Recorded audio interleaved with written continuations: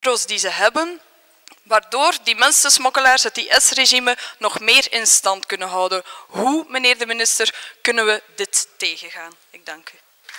Dank u, mevrouw Smeijers. Madame Schepmans.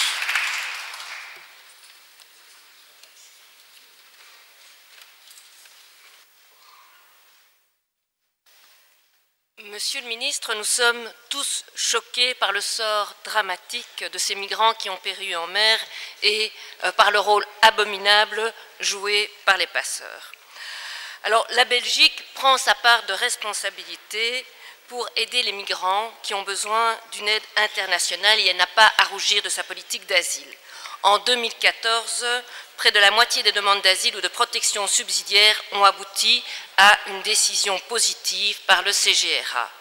En 2014, 97% des Syriens ayant déposé une demande d'asile dans notre pays ont obtenu le statut de réfugié politique ou de protection subsidiaire, preuve que le Commissariat général des réfugiés et apatrides fait son travail et est conscient de la situation. Ainsi, depuis 4 ans, la Belgique a accordé le statut de réfugié à 4 317 demandeurs d'asile en provenance de ce pays et elle participe également volontairement au projet de réinstallation du HCR où près de 300 réfugiés, principalement des Syriens, seront accueillis. Alors, Monsieur le ministre, pouvez-vous nous indiquer les lignes directrices qui ont été défendues par la Belgique au sommet des ministres des Affaires étrangères et de l'Intérieur ce 20 avril à Luxembourg et les points que vous défendrez au Conseil européen de ce jour? Quelle est la position de votre gouvernement par rapport aux 10 mesures proposées par la Commission européenne?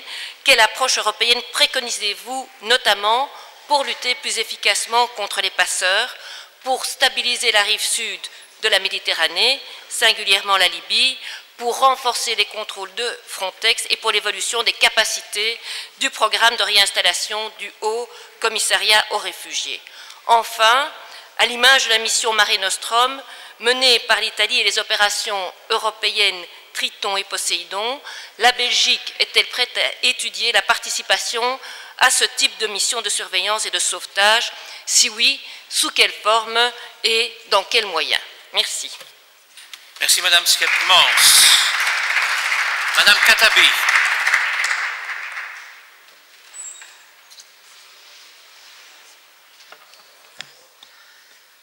Monsieur le Président, chers collègues, les expressions de ces dernières heures, tant de nos responsables européens que de nos responsables nationaux, sont d'une hypocrisie sans nom. Et je dois dire que les interventions de certains ici ne le sont pas moins. D'un côté, il y a vos larmes de crocodile qui ne font rien d'autre que de faire déborder cette Méditerranée, alors que de l'autre, il n'y a pas un mot pour faire vivre l'idéal européen, le projet européen, celui de la solidarité et celui de la liberté.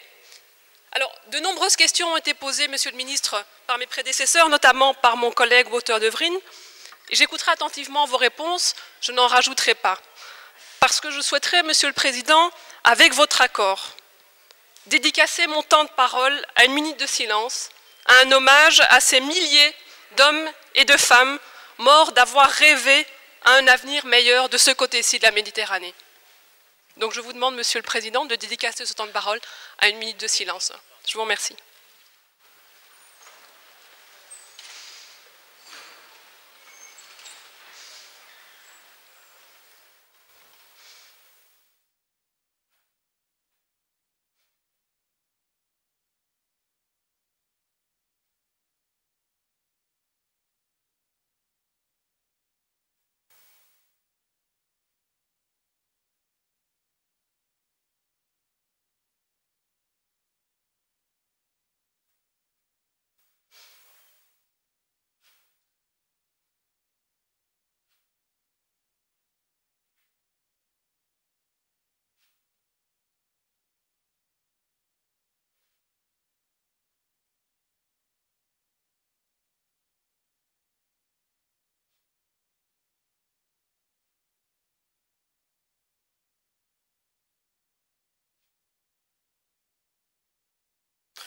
Je vous remercie, Monsieur le Président. Je vous remercie, chers collègues.